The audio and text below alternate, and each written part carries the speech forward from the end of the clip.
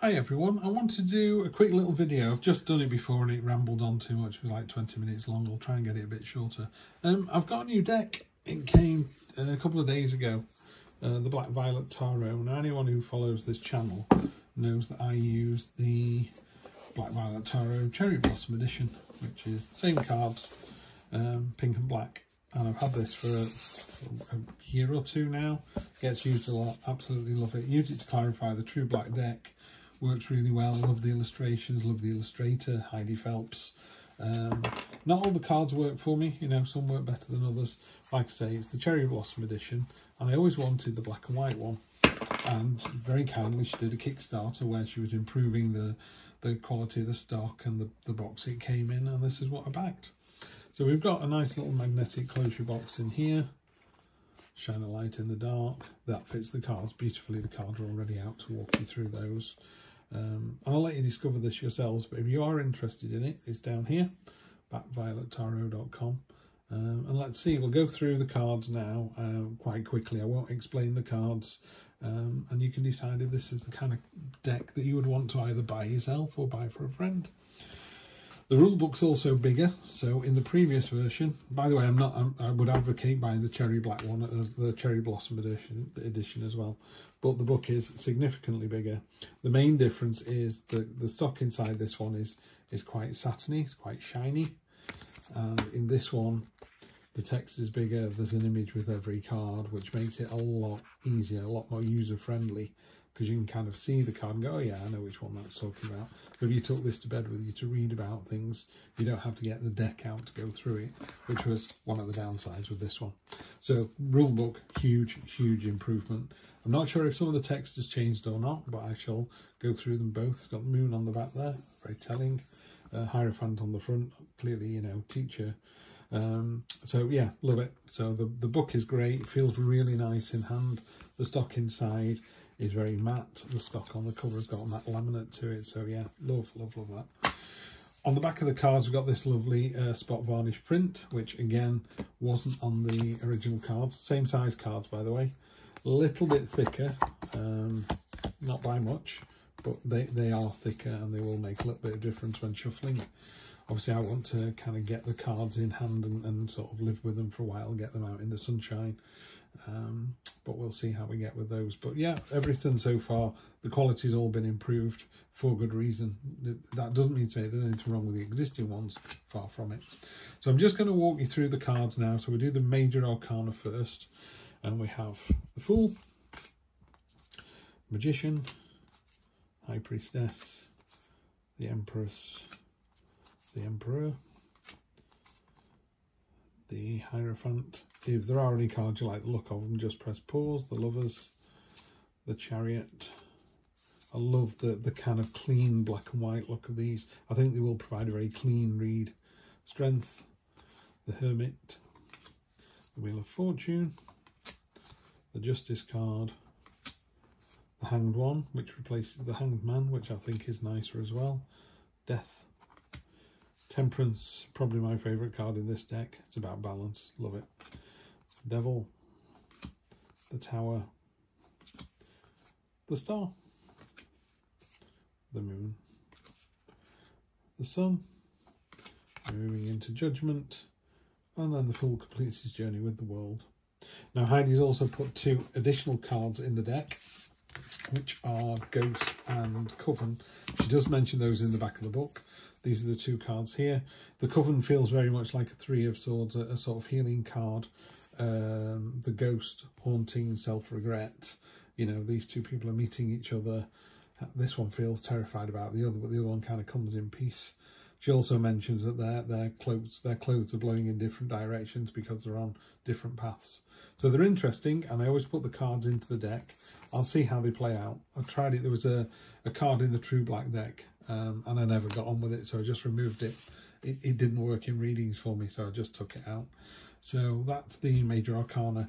Then we'll go through the suits. I'm going to keep this nice and fast, like I say.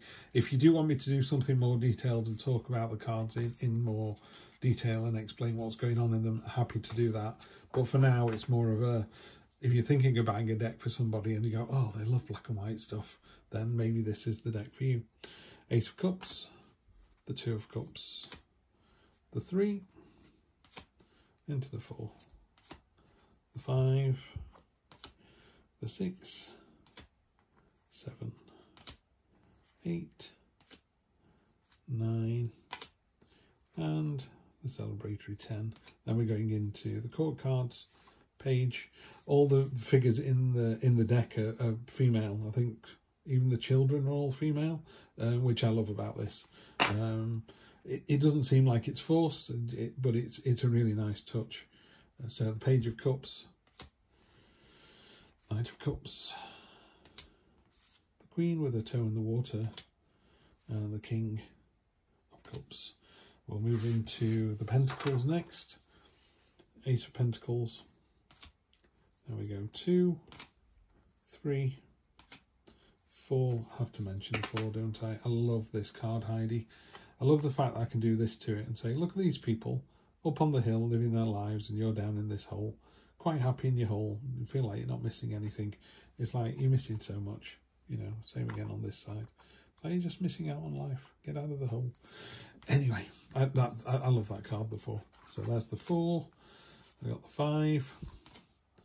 We have the 6, the 7, 8, 9, 10, and into the pips again. Page of Pentacles. They're very steadfast and slow and steady. Knight of Pentacles, Queen of Pentacles, and the King of Pentacles. Just tidy that up a bit. My graphic design OCD thing won't let me leave that like that.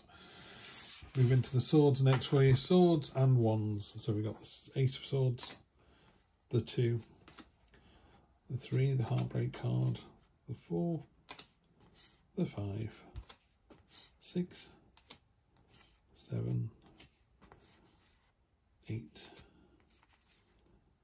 9, 10, and into the pips. Page, Knight of Swords. Look at the movement in that and all those ideas coming out. Beautiful, strong Queen of Swords, My Way of the Highway, King of Swords, and then I'm going to finish off with wands. Ace of Wands, the 2, the 3, your ships coming in, the 4, the 5, 6, 7, quick success of the 8. I don't know what you'd do in a card like that. There's just eight bits of wood, isn't it? There's not a lot you can do. The 9, the 10, we're getting into the pips again. Page of Wands, the Knight of Wands, the beautiful Queen of Wands, and the King of Wands. So that's the cards in the deck. I think it's a beautifully made deck. It looks really nice. It feels really nice in hand. The box is great as far as I'm concerned. I'm really happy. I mean, it was delivered super fast as well. I got a few extra bits. I got a certificate because I was one of the first print run. I've got the lovely sticker of the Wheel of Fortune, which will probably go on a journal somewhere. I've not decided where yet. 3 extra cards, Ballerina, Portrait and Veil. Again, those cards will go into the deck and I'll see how I get on with those. If not, they'll just return to this little book down here. This little wallet, sorry. So all in all, I'm very happy with what I received as a backer. But I think anyone buying this deck, you know, you're going to get a fantastic looking deck that's going to give a really clean read. And I also like as well, obviously, every person who does their own tarot deck writes their own words, you know, and some people would just not get on with them, other people would. I really get on with these. I think she writes beautifully, and there's enough meat on the bones to kind of talk about them. You could buy this deck as your very first tarot deck and it would work. I would suggest, personally, I would suggest buying a Rider-Waite Smith one as well. I think the storytelling aspect of these is unbeatable. There's so much more going on in the background of every one. But I think some people, it just doesn't jive with them, you know. This is my oldest deck as well. This was bought for me. And the same rationale, you know, if you're going to buy the first tarot deck, shouldn't it be a Rider-Waite Smith? I'm not so sure.